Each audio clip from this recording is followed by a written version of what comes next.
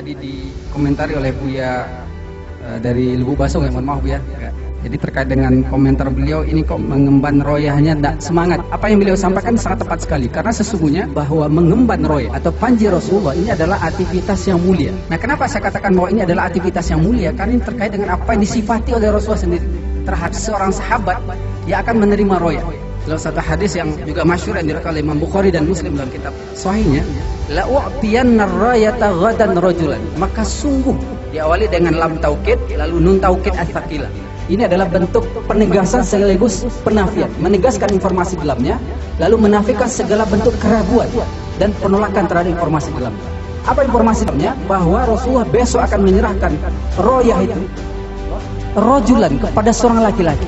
Siapa laki-laki itu? Yuftahu ala yadayhi yuhibbullaha wa rasulahu wa yuhibbuhullahu wa rasuluhu. Dalam istilah bahasa Arab, kalau ada kalimat setelah isim nakiro itu berarti sifat. Itu menurut para ulama bahasa. Maka kalimat yuftahu ala yadayhi, bahwa di tangan laki-laki itu benteng Khaybar akan ditaklukkan, itu sifat yang pertama. Lalu sifat yang kedua, laki-laki itu kata Rasulullah yuhibbullaha wa rasulah. Si laki-laki itu adalah orang yang sangat mencintai Allah dan Rasul. Dan sifat yang ketiga, wa yuhibbuhullahu wa rasuluh.